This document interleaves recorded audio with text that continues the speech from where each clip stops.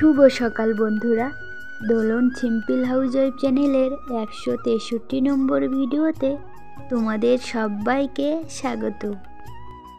যে যেখান থেকে আমার ভিডিওটি দেখছো না কেন, আশা করছি তোমরা সবাই অনেক অনেক ভালো আছো, আর তোমাদের আশীর্বাদে আমিও কিন্তু অনেকটাই ভালো আছি। তো সকাল থেকেই কিন্তু ব্লগটি স্টার্ট করেছি, আর উঠেই না আগে ভাতটাকে বসিয়ে নিয়েছি। আর কাল রাতে না তোমাদের দাদাভাইকে বলেছিলাম সবজি আনতে, তো ঘরে না যে সবজিগুলো রয়েছে সেগুলোই কিন্তু আবারও নিয়ে এসেছে। তো আমি কিন্তু আগের থেকেই বলে দিয়েছিলাম যে টমেটো, বিট, গাজর এগুলো ঘরে রয়েছে, তো দেখে শুনে সেগুলোই নিয়ে এসেছে। তো কি আর করা যাবে, আগের দিনের বেগুন ছিল, তো বেগুন আর গাজর আলু কেটে নিয়েছি, আর মশলাটাও কিন্তু এদিকে করে নিয়েছি। আর এই যে বিট আলু কেটে নিয়েছি ভাজার জন্য। আর তোমাদের দাদাভাই তো 8টার মধ্যে কাজে বের হবে, তার জন্যই কিন্তু দুই দিকে বসিয়ে দিয়েছি। আর ভাতটাকে সববার প্রথমে বসিয়েছিলাম বলে আমার ভাতটা কিন্তু রান্না করা কমপ্লিট হয়ে গেছে। আর কি জানো তো বন্ধুরা, প্রতিদিন তো সকাল থেকেই তোমাদের সব কিছু শেয়ার করা হয়।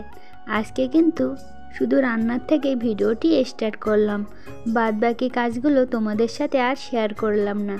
আর এদিকে না অল্পই কিন্তু লাঠা মাছ ছিল, সেইগুলো দিয়ে আর সঙ্গে কয়েকটা বড়ি ভেজে নিয়েছিলাম, সেগুলো দিয়ে বেগুন, গাজর, আলু এটাই রান্না করব। তো রান্নাগুলো আমার কিন্তু কমপ্লিট হয়ে গেছে। তরকারিটা এদিকে কমপ্লিট করে নিয়েছি, আর এদিকে দেখো ভাজাটাও কিন্তু রান্না করা হয়ে গেছে। তারপর চলে আসলাম রান্নাঘরে, রান্নাঘরটা পরিষ্কার করতে।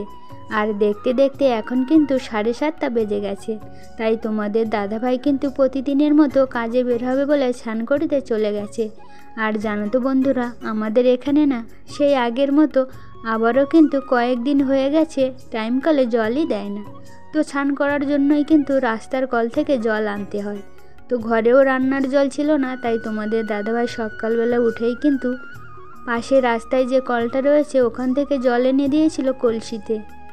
আর তারপরে কিন্তু তোমাদের দাদাভাই নিজেও স্নান করার জল এনেছিল, আর স্নান করে খাওয়া দাওয়া করে কাজের জন্য চলে গেছে।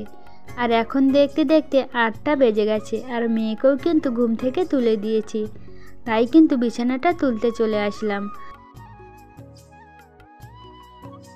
আর জানো তো বন্ধুরা, আজকের দিনটি কিন্তু একদম বিচ্ছিরি মনে হচ্ছে। কেন বললাম জানো তো বন্ধুরা, সকালবেলা যখন ঘুম থেকে উঠেছি আকাশটা তো মেঘলা ছিল, তো ভাবছিলাম কিছুক্ষণ পরে মনে হয় রোদ্দুরও হবে। প্রতিদিন যেমন প্রথমে কুয়াশা থাকে, তারপর কিন্তু কুয়াশাটা কেটে গিয়ে আবারও রোদ্দুরও হয়। তো আজকে আর না, যতই বেলা হচ্ছে ততই কিন্তু ঠান্ডাটা যেন বাড়ছে। আর জানো তো বন্ধুরা, শুধু ঠান্ডা বাড়ছে বলতে ঠান্ডা হাওয়া বইছে।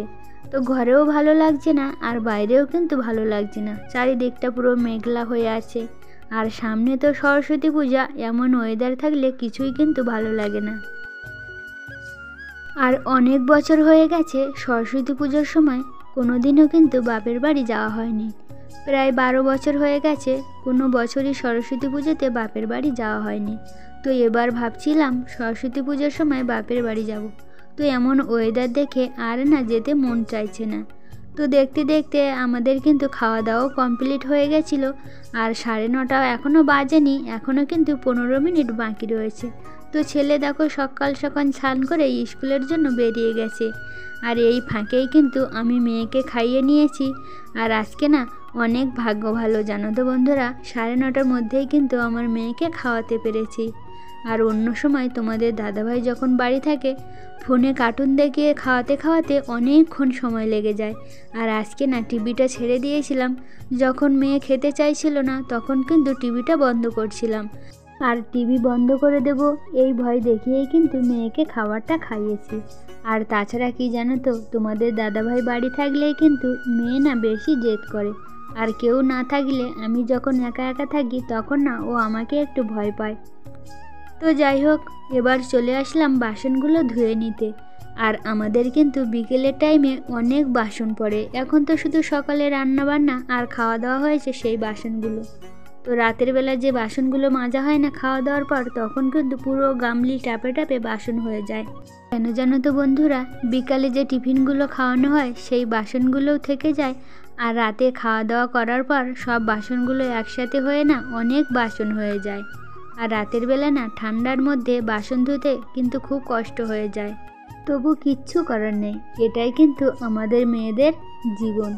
জানো তো বন্ধুরা, মেয়েরা যখন বাবা মায়ের কাছে থাকে তখন হয়তো কোনো কিছু কষ্ট হলে নিজের মাকে একটু বলতে পারে, কিন্তু বিয়ের পরে না পারে নিজের মাকে বলতে, না পারে শাশুড়ি মাকে বলতে, আর স্বামী তো কোন ছাড়। তো যাই হোক, তোমাদের সাথে অনেক কথা বলে ফেললাম বন্ধুরা, কিছু ভুল বলা হয়ে গেলে একটু ক্ষমা করে দিও। আর তোমরা যারা আমার ভিডিওটি আজ প্রথম দেখছো, ভিডিওতে লাইক দিয়ে চ্যানেলটিকে সাবস্ক্রাইব করে দিও। আর আমার ভিডিওর কোনো অংশে যদি তোমাদের ভালো লেগে থাকে অবশ্যই কিন্তু একটা কমেন্ট করে যেও। বাসনগুলো তো ধুয়ে নিয়েছি, আর এবার না তোমাদের দাদাভাই সকালবেলা কয়েকটা জামা কাপড় বাইরে বের করে দিয়েছিল ধুয়ে নেওয়ার জন্য। তো প্রথমেই না একটু সার্ফের গুঁড়ো দিয়ে মাখিয়ে রাখলাম, কিছুক্ষণ পরে কেচে দেবো। তারপরে চলে আসলাম ফুল বাগানে। তো জানো তো বন্ধুরা, আমার না অনেক দিনের ইচ্ছে ছিল পুরো বাড়িটা ফুলের গাছ থাকবে, কিন্তু সে স্বপ্ন তো আর পূরণ হলো না। তাই বাজার থেকে অনেক কষ্ট করে টাকা জমিয়েই কিন্তু 2টা গোলাপ ফুলের গাছ লাগিয়েছিলাম। এই যে একটা, আর ওই ঘরের সামনে কিন্তু একটা লাগানো রয়েছে।